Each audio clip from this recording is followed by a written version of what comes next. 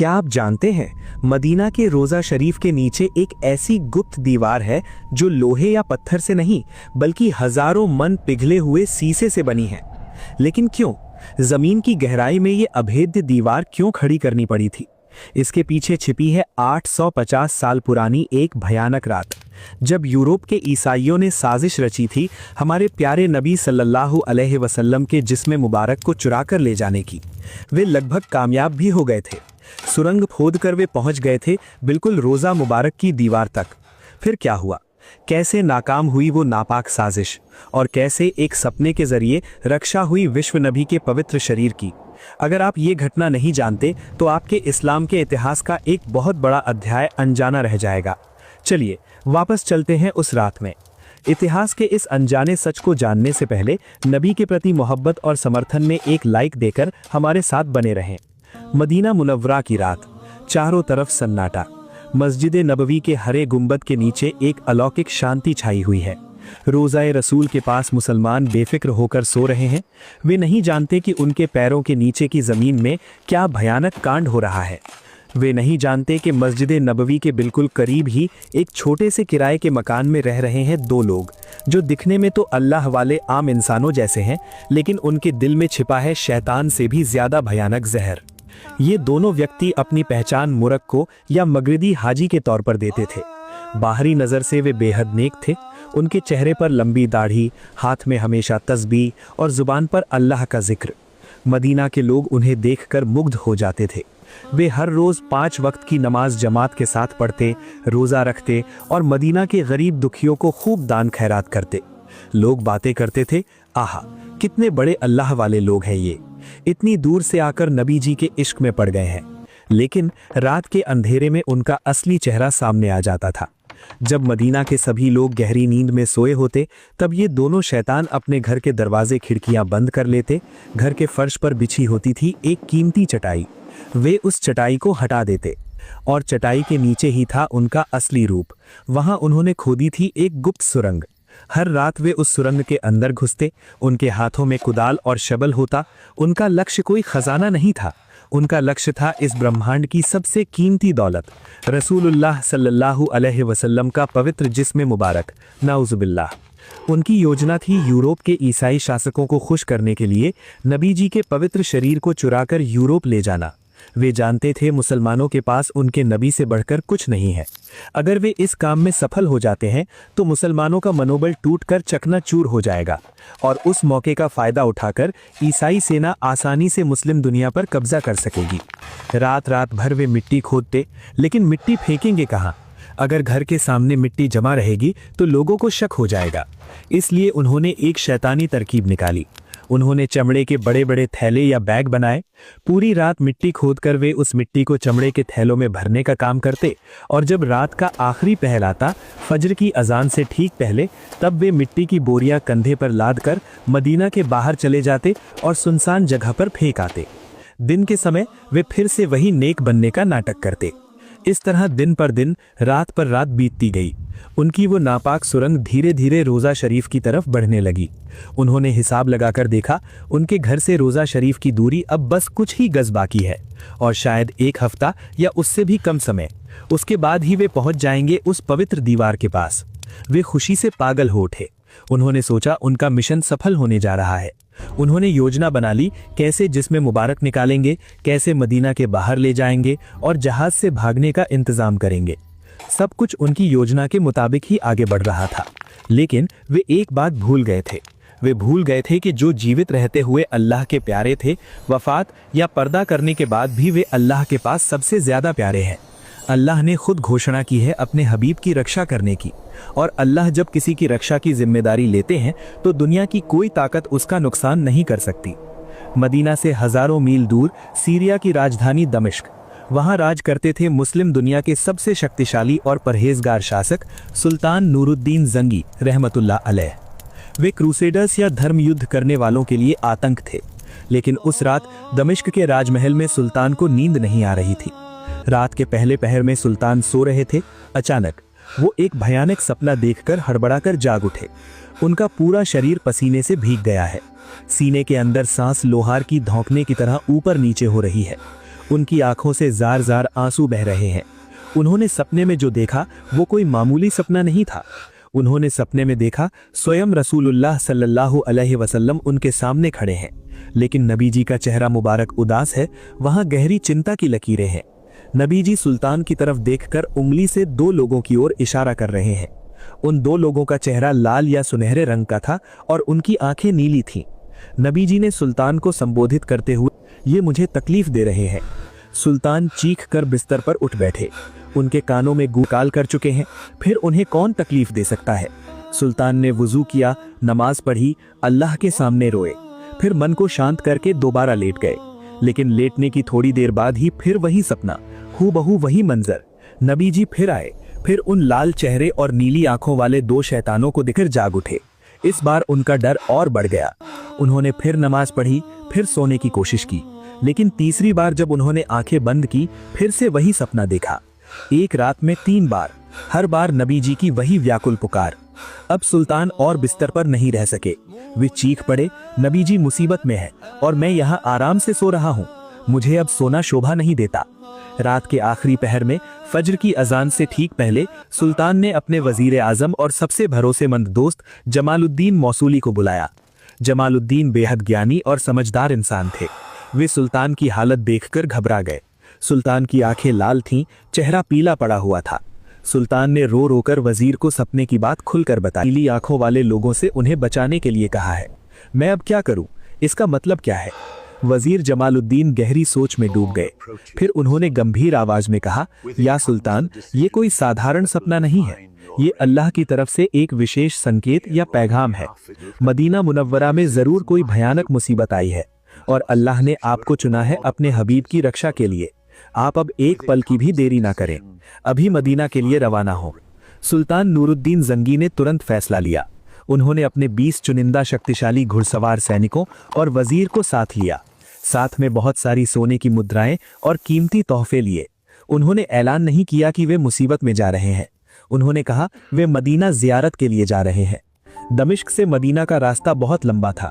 आम काफिले को यह रास्ता तय करने में लगभग 1 महीना या उससे ज्यादा समय लगता था, लेकिन सुल्तान नूरुद्दीन जंगी के मन की हालत तूफान जैसी थी। वे घोड़े की पीठ से नहीं उतरे, खाना पीना सोना सब भूल गए। उन्होंने पागलों की तरह घोड़ा दौड़ाया। उनके कानों में सिर्फ नबी जी की वो बात आओ। इतिहास गवाह है, वो लंबा रास्ता सुल्तान ने सिर्फ 16 दिनों में तय करके मदीना पहुंच गए। मदीना के लोग हैरान रह गए। दमिश्क के सुल्तान अचानक मदीना में, बिना किसी पूर्व घोषणा के। सुल्तान मदीना में दाखिल होते ही सीधे मस्जिद नबवी गए। वे रोजा शरीफ के सामने खड़े हुए। रोजा की तरफ देखकर वे और खुद को संभाल नहीं सके। वे बच्चों की तरह फूट फूट कर रोने लगे। उनका रोना देखकर मदीना के लोग भी रो पड़े। सुल्तान मन ही मन कह रहे, आप बताइए कहाँ है वो दुश्मन? सुल्तान अपने वजीर के साथ एकांत में बैठे। उन्होंने कहा, अब मैं क्या करूं? मैं तो उन 2 लाल चेहरे और नीली आंखों वाले लोगों को नहीं जानता। मैं कैसे उन्हें ढूंढ निकालूं? वजीर जमालुद्दीन ने तब एक शानदार तरकीब निकाली। उन्होंने कहा, सुल्तान, आप मदीना के गवर्नर को बुलाइए। उनसे कहिए, दमिश्क के सुल्तान मदीना के हर इंसान को अपने हाथों से तोहफे और सोने के सिक्के देना चाहते हैं। मदीना के बच्चे बूढ़े जवान सबको आना होगा, कोई छूट न जाए। अगले दिन सुबह पूरे मदीना में ऐलान कर दिया गया। लोग खुशी से झूम उठे। सुल्तान सबको दान करेंगे। सुबह से ही मस्जिद नबवी के सामने हजारों लोगों की भीड़ जमा हो गई। सुल्तान नूरुद्दीन जंगी एक ऊंचे आसन पर बैठे। उनके पास सोने के सिक्कों का ढेर लगा था। एक एक करके मदीना के लोग आने लगे। सुल्तान हर किसी के चेहरे की तरफ तीखी नजर से देख रहे थे। हजारों लोग आए, तोहफा लिया, चले गए। सुबह से दोपहर हुई, दोपहर से शाम हो गई, लेकिन सुल्तान को उन 2 चेहरों की झलक नहीं मिली। सुल्तान के माथे पर चिंता की लकीरें पड़ गईं। वे बेचैन हो उठे। क्या सपना झूठ था? क्या उन्होंने गलत देखा था? नहीं, नबी का सपना झूठा नहीं हो सकता। शाम ढलने लगी, लाइन खत्म हो गई, सब जा चुके थे। सुल्तान ने निराश होकर मदीना के गवर्नर को बुलाया। उन्होंने पूछा, हे गवर्नर, सच सच बताओ, क्या मदीना के सब लोग आए थे? क्या ऐसा कोई बाकी है जो मेरा दान लेने नहीं आया? गवर्नर ने थोड़ा सोचकर कहा, नहीं सुल्तान, मुझे तो लगता है सब आए थे, कोई बाकी नहीं है। सुल्तान ने कहा, अच्छी तरह याद करके देखो, क्या कोई ऐसा है जो लोगों के साथ घुलता मिलता नहीं, या कोई नया आया है? तब गवर्नर ने अचानक चौंक कर कहा, ओ हाँ हुजूर, याद आया, 2 लोग बाकी हैं। वे मुरक्को से आए हाजी हैं। वे बहुत बड़े बुजुर्ग और नेक इंसान हैं। वे रोज़ा शरीफ के पास ही रहते हैं। वे किसी का दान नहीं लेते, बल्कि वे खुद लोगों को दान करते हैं। वे दिन भर इबादत करते हैं, इसलिए शायद वे नहीं आए। मुरक्को से आए, रोज़ा के पास रहते हैं, किसी का दान नहीं लेते। ये बातें सुनते ही सुल्तान के सीने में दिल जोर से धड़क उठा। उनकी छठी इंद्री ने कहा, ये वही हैं। सुल्तान गरज उठे, उन्हें अभी मेरे सामने हाजिर करो, मैं उन्हें देखना चाहता हूँ। गवर्नर ने कहा, हुजूर वो तो नहीं आएंगे, वो बहुत साधु किस्म के लोग हैं। सुल्तान ने कहा, मैं खुद जाऊंगा, चलो मुझे उनका घर दिखाओ। सुल्तान, वजीर और सिपाही तेजी से उस घर की तरफ चल पड़े। वो घर बिल्कुल मस्जिद नबवी की दीवार से सटा हुआ था।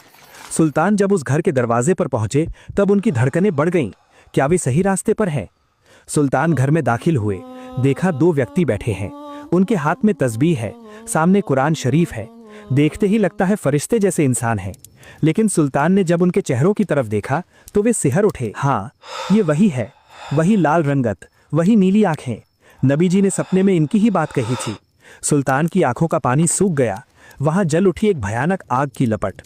सुल्तान ने उनकी तरफ देखकर हुंकार भरी, तुम लोग कौन हो? सच बात बोलो, तुम मदीना क्यों आए हो? उन्होंने बहुत शांत स्वर में कहा, हुजूर हम तो आम मुसाफिर हैं, हज करने आए हैं और नबी जी के प्रेम में पड़कर मदीना में रह गए। हम इबादत के सिवा और कुछ नहीं करते।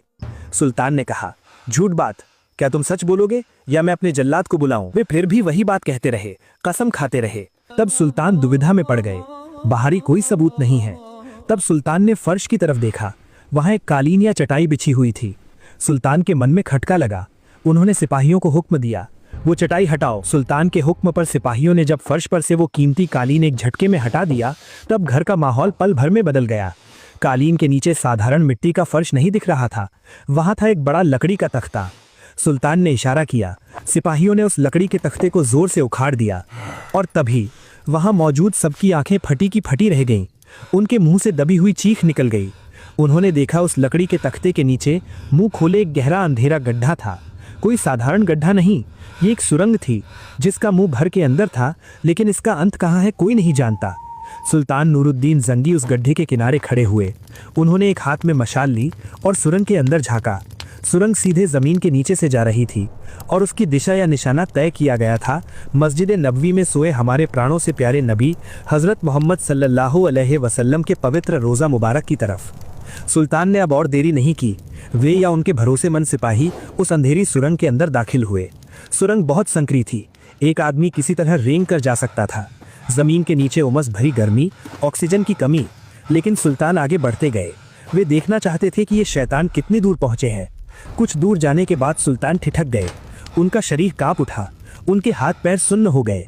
उन्होंने देखा सुरंग खोदते खोदते वे बिल्कुल रोज़ा शरीफ की दीवार के पास आ पहुंचे थे और बस कुछ हाथ, शायद 1-2 दिन का समय मिलता तो वे नबी जी की पवित्र कब्र की मिट्टी को छू लेते। नाउजुबिल्लाह। सुल्तान नूरुद्दीन जंगी वहां फूट फूट कर रो पड़े। उन्होंने अल्लाह के दरबार में शुक्र अदा किया, हे अल्लाह तेरा लाखों करोड़ों शुक्र है, तूने मुझे सही समय पर भेजा। अगर एक पल की भी देरी होती तो इस्लाम के इतिहास में सबसे बड़ा कलंक लग जाता। वे समझ। सुल्तान सुरंग से बाहर आए। उनका चेहरा गुस्से से आग की तरह लाल हो रहा था। उन्होंने म्यान से तलवार निकाली। वे 2 बहुरूपीय दरवेश जो अब तक साधु बनने का ढोंग कर रहे थे, सुरंग मिलने के बाद डर से थर-थर कांपने लगे। उनके चेहरे का रंग राख जैसा हो गया।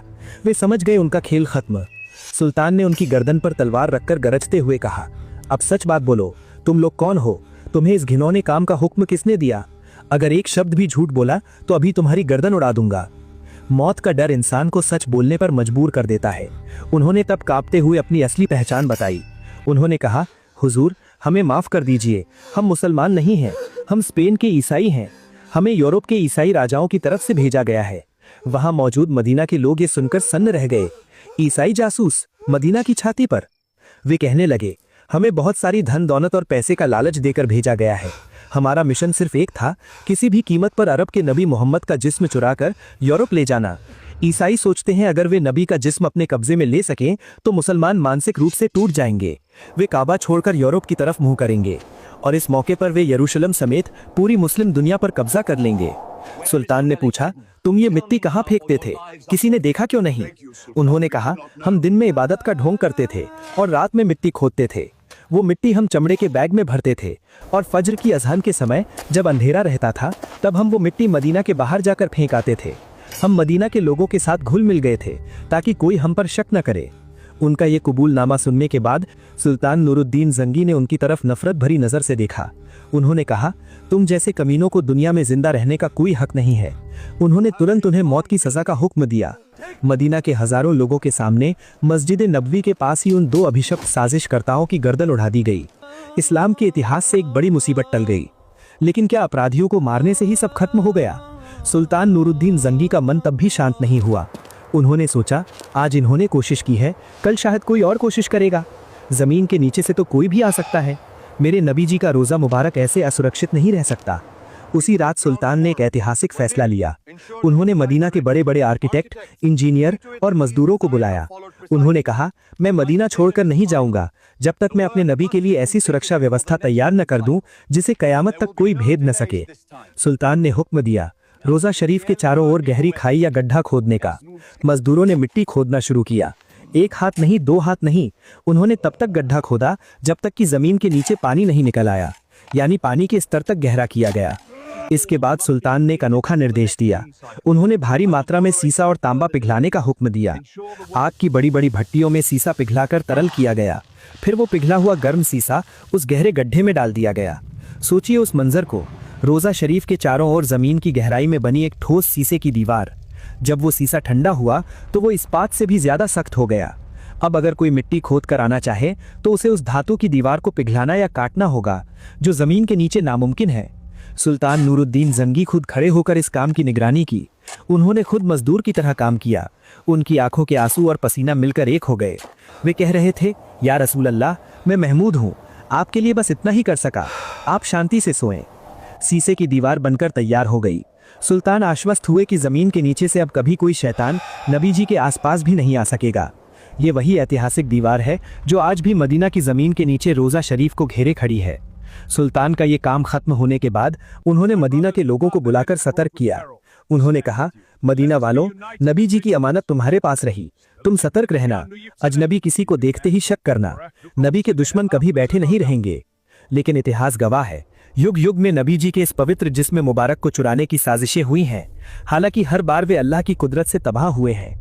इतिहास की किताबों वफ़ाउल वफ़ा और तारीख़ मदीना में आया है, नूरुद्दीन जंगी की घटना से पहले भी मिस्र के एक पागल शासक जिसका नाम अल हाकिम बी अमरिल्लाह था, उसने 2 बार नबी जी का जिस्म चुराने की कोशिश की थी। पहली बार उसने अपने सैनिकों को भेजा था, लेकिन जब वे मदीना के करीब आए तो अचानक आसमान काला करके एक भयानक तूफान शुरू हुआ। उस तूफान की तीव्रता से उसकी पूरी सेना रास्ता भटक गई और बहुत से लोग मारे गए।